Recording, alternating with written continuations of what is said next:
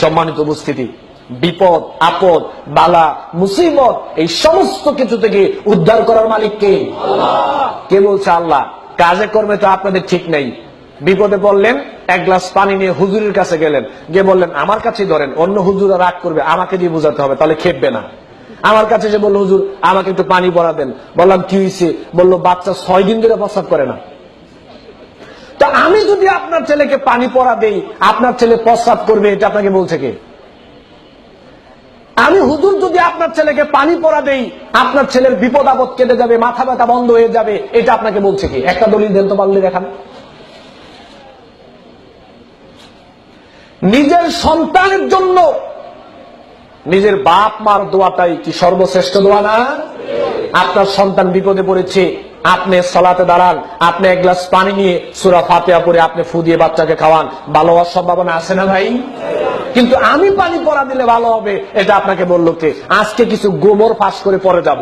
আজকে আমাদের কিছু গোমর পাশ করে পরে এখান থেকে যাব। দেখেন, আপনাকে আমি পানি পড়া দিই, পানি পড়ার সময় দেখবেন পরে আস্তে আস্তে ফু দেওয়ার সময় জোরে একটা ফু দেয় না, পরে আসতে ফু দেয়, ফু জোরে দেয় পরে আসতে কেন? এটা একটা গোমর আছে, যেটা আসতে পরে, এটা যদি জোরে পড়ে আর আপনি যদি শুনতে পারেন, তা আপনি হুজুরকে বলেন ধুর মিয়া, এটা তো আমিই পারি, আমার দাবইরা আমি ফু দিব, আমার লাগতো না।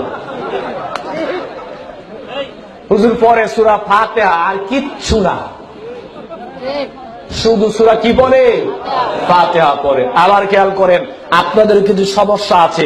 সেই দিন একটা আমাকে বললো যে হুজুর আমার বাপ মা তো মারা গিয়েছে, কয়েক বছর হয়েছে, তো হুজুর আমার বাপ মার জন্য একটু দোয়া করতে হবে, চলেন। আমি বললাম কি ব্যাপার, আপনার বাপ মা কি এখনো জান্নাতে যায় নাই?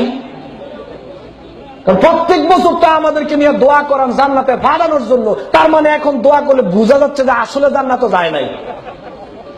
কয় ভাই এটা কি বললেন? বললাম যে ভাই এত বোকামি করেন কেন?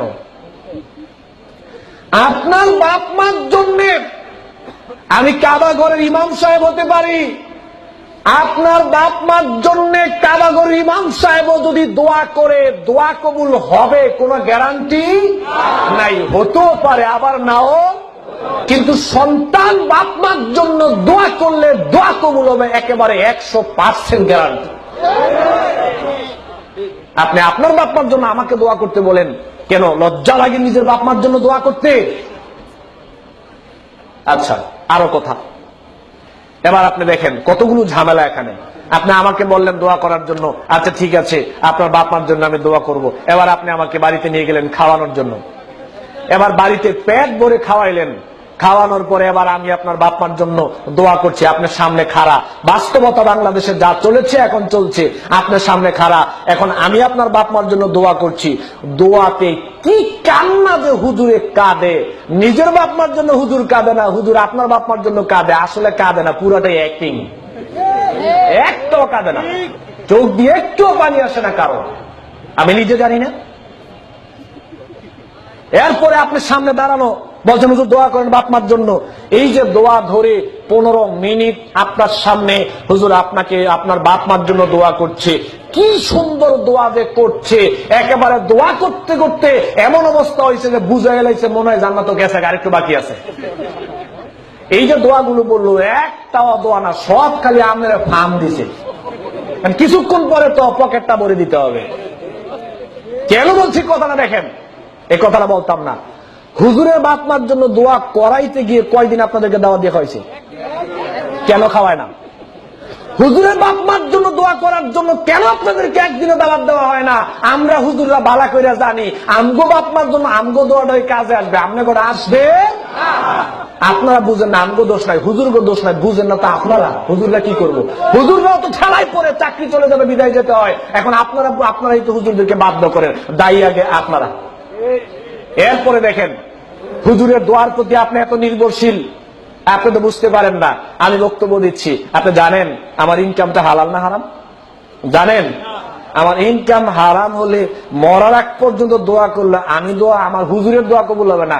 আমি অনেক বড় বক্তা হতে পারি, কিন্তু আমার ইনকামটা যদি হারাম হয়, আমার নিজের বেলায় তো আমার দোয়া কবুল হবে না, আপনার বাপেটা তো পরের বেলায় আছে। আপনি জানেন আমি শিরিক করি কিনা? জানেন আপনি? আমি শিরিক করলে আমার দোয়া কবুল হবে না, মৃত্যুর আগ পর্যন্ত দোয়া করলে দোয়া কবুল হবে। আমি বেদাত করি কিনা আপনি জানেন? আমার বাপ মার সাথে সম্পর্ক ভালো না মন্দ আপনি জানেন? বাপ মার সাথে যদি আমি হুজুরের সম্পর্ক ভালো না থাকে, আমি হুজুর সারাদিন দোয়া করলে দোয়া কবুল হবে? রিদার রব্বু ফি রিদাল ওয়ালিদি ওয়া সাখাতার রব্বু ফি সাখাতাল ওয়ালিদি। রাসূল সাল্লাল্লাহু আলাইহি ওয়াসাল্লাম বলছেন যে এই সন্তানের বেলায় বাপ মা সন্তুষ্ট, আল্লাহ ওই সন্তানের প্রতি সন্তুষ্ট।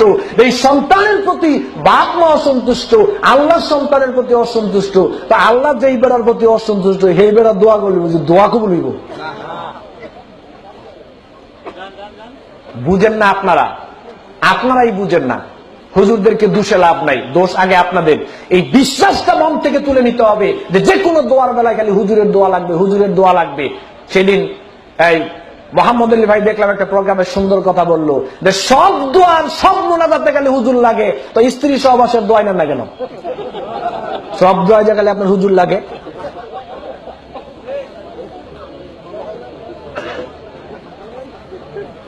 দোয়ার ভার আলেমদের উপর দেওয়া যাবে না। হ্যাঁ, আমাদের উপর দোয়া চাইবেন, আমরাও দোয়া করব, আপনারাও করবেন, কিন্তু কেউ কারো প্রতি একেবারে নির্ভরশীল হওয়া যাবে।